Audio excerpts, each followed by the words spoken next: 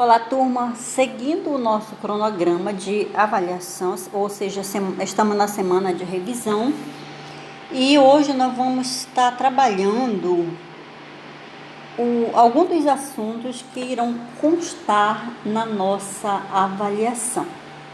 Bem, dentro desse nosso módulo, ou seja, do módulo 2, nós abordamos a classificação biológica dos seres vivos, onde nós vimos que classificar significa organizar, ou seja, houve necessidade de classificar esses seres para que facilitasse melhor o estudo dos mesmos.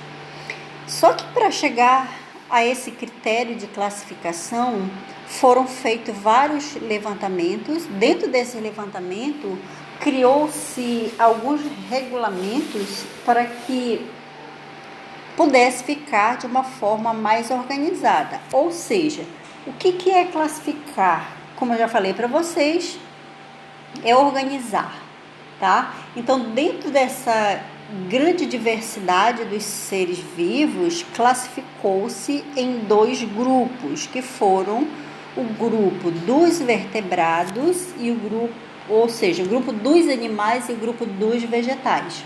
O que seria vegetal? Seria ser vivo, porém eles não apresentam essa capacidade de locomoção. Logo, são chamados de autótrofos, porque produzem o seu próprio alimento. Já os animais, como existe essa necessidade deles saírem para buscar o seu alimento, então eles foram chamados de heterótrofos, quer dizer, não produzem o seu próprio alimento. Na regra geral, eles são consumidores, ok?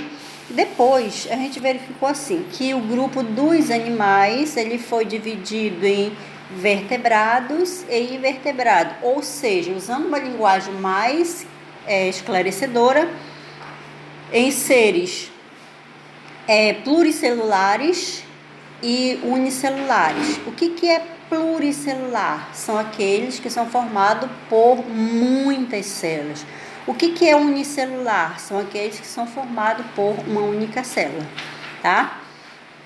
E também os seres inferiores são aqueles que podemos dizer assim que nós não percebemos, mas eles existem, tá? Que a gente vai estudar mais à frente, é o grupo dos vírus, bactérias e vírus. Ok. Levando em consideração também essa nomenclatura, ou seja, a ordem de classificação biológica, classificou-se os seres em reino, filo, classe, ordem, família, gênero e espécie. Para você, ou seja, para se escrever a espécie de um determinado ser vivo, temos alguns critérios. Que critério é esse? A primeira letra tem que ser escrita com letra maiúscula, deve estar em negrito ou deve ser latinizado, que esse primeiro nome da espécie indica o gênero. E o segundo nome, ele é escrito em letra minúscula. Resumindo, a classe, ou seja, para você escrever a espécie é escrita em dois nomes. O primeiro nome com letra maiúscula e o segundo com letra minúscula, tá? Então, só para a gente reforçar, qual é a ordem de classificação na ordem decrescente? Nós temos o reino, que é o grande grupo, reino, depois nós temos o filo, classe, ordem, família, gênero e espécie, que seria o menor aí do grupo deles, tá? Então, vocês podem também estar acompanhando no livro de vocês. Depois que nós abordamos a ordem de classificação, nós passamos a estudar um grupo chamado poríferos, ou seja, quando nós falamos em poríferos, nós vamos observar que são seres que vivem fixo em substratos, são exclusivamente marinhos, Esse nome poríferos porque eles apresentam o corpo em forma de poros. Quando a gente estava trabalhando o assunto, eu levei para a sala de aula uma esponja sintética, onde a gente pode observar que na esponja apresenta vários poros, várias pequenas aberturas, né, por onde a água filtra. No corpo dos animais, no caso dos poríferos, a aparência é como se fosse uma esponja sintética, só que não é, tá? São seres vivos. Então, ele apresenta a parede, ou seja, o corpo, a parede do corpo apresenta poros por onde a água ela entra no corpo do animal, já que eles são aquáticos, exclusivamente aquáticos. Além disso, na parede do corpo dos poríferos, eles apresentam as espículas. Essas espículas são estruturas formadas por substâncias, como por exemplo, substâncias minerais que participam da sustentação do corpo, tá? Então, estamos falando de espícula. Outra estrutura que eles apresentam é o ósculo. Esse ósculo é por onde a água ela sai do corpo do animal, tá? Então, o ósculo é por onde... É como se fosse assim uma abertura bem no centro do corpo do animal, por onde a água ela vai sair. Outra característica digamos, que ele apresenta é o átrio. Esse átrio é a cavidade oca presente na parte interna, tá? Fazendo aqui a parte interna dos poríferos. E também apresenta os coanócitos. Esses coanócitos, a gente poderia dizer assim, que é a cavidade interna do átrio, que é revestida por uma cápsula flagelada, né? Ou seja, é o coanócito aí no caso dos seres, no grupo dos poríferos, ok?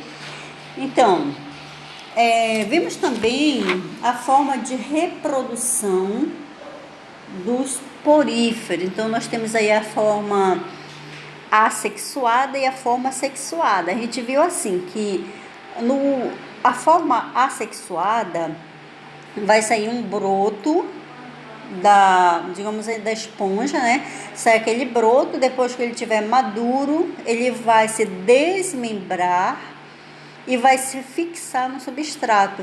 E de lá ele vai passar por um processo de desenvolvimento, transformando-se numa forma adulta. Já a forma sexuada, é necessário que haja, ou seja, a troca de gametas entre os indivíduos, tá? Então, essa troca, ela vai acontecer sempre na água. No caso, o macho, ele vai liberar o espermatozoide, onde vai fecundar a fêmea.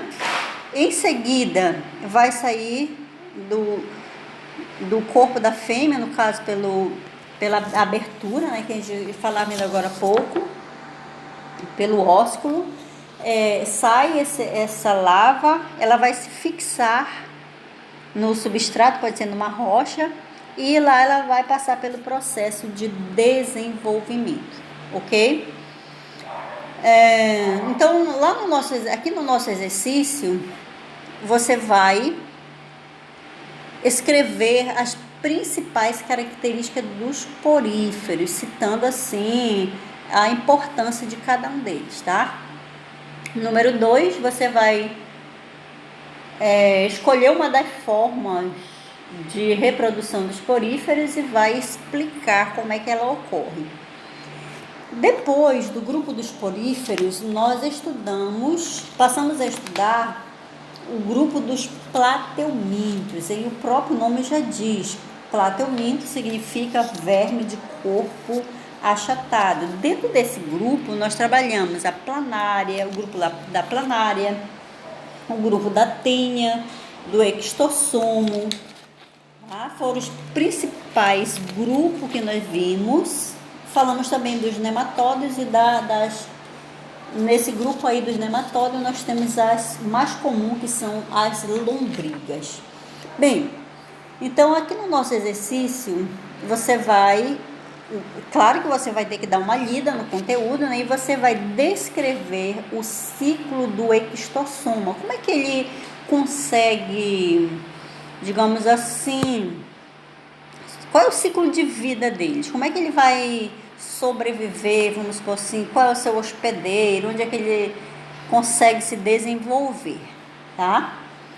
Depois, na questão de número 4, quais as principais características para se reconhecer uma tênia? Então, você vai ver, como é que eu vou reconhecer uma tênia? Qual é a principal característica desse animal? Em seguida, nós temos as principais características dos anelídeos, que também é do grupo aí dos invertebrados, né? Que nesse módulo aqui a gente está trabalhando o grupo dos invertebrados, onde a gente falava também sobre os anelídeos, né? Que eles apresentam o corpo cilíndrico, onde em algumas espécies a gente observa a presença de vários anéis e outras a gente não observa, mas esses anéis, eles estão presentes no grupo desses animais, no corpo, no caso desses animais, tá? Então, você, na questão de número 5, você vai citar as características dos anelídeos, dos plateumintos e dos nemateumintos. E um outro grupo que a gente trabalhou também foi o grupo dos moluscos. No grupo dos moluscos, nós vamos ver o seguinte, que esse grupo, eles apresentam as suas divisões também, né? Dentro dessas divisões, nós temos aí o principal representante, que é ou seja, quando eu estou falando do grupo dos moluscos, né, o principal representante aí, nós temos o caracol, né, que é o principal representante desse grupo. Ou seja, não é que ele vai representar todos os grupos, porque dentro do grupo dos moluscos, nós temos aí as suas classificações, né, quanto os cefalópodes, os gastrópodes, os bivalves. Vamos ver o que nós temos mais aí. Então, são aí uma das principais, ou seja, quando nós falamos em cefalópode, nós podemos observar que são seres que apresentam vários tentáculos, como nós temos representante aí, o polvo, a lula, os náutilos. Então, são os principais representantes do grupo dos cefalópodes. Os gastrópodes, que é representado pelo caracol, onde ele apresenta uma das principais características é a presença da concha, onde nessa concha ela vai servir como se fosse uma estrutura de proteção do animal, tá? Lembrando que aí nós já estamos falando de seres terrestres, só que eles vivem em locais úmidos, beleza? E o outro grupo são os bivalves, que também do grupo dos moluscos, né, que a gente está falando agora. Os bivalves, eles vão se diferenciar dos gastrópodes e dos cefalópodes porque eles apresentam duas conchas. Aí, como representante do grupo dos bivalves, nós temos as ostras. E ainda no grupo dos anelídeos, a gente falar um pouquinho sobre, voltando lá no grupo dos anelídeos, né, que eu falava ainda agora há pouco, que eles apresentam anéis no corpo, entre eles nós temos a minhoca. Aí nós vamos observar a grande importância da minhoca para a agricultura, onde ela vai... a gente vai observar assim que as minhocas elas vão ter essa grande participação devido como elas são terrestres, né, elas vão cavar seus túneis, e quando elas vão cavando, as suas fezes também vai ajudando a adubar a terra, e por onde elas vão passando vai facilitar a penetração das raízes no solo. Ok, gente? Então esse foi o nosso, aliás, é o nosso exercício de revisão. Procurem fazer prestando bastante atenção em cada item dentro daquilo que a gente está revisando com vocês, mas qualquer dúvida estamos sempre à sua disposição.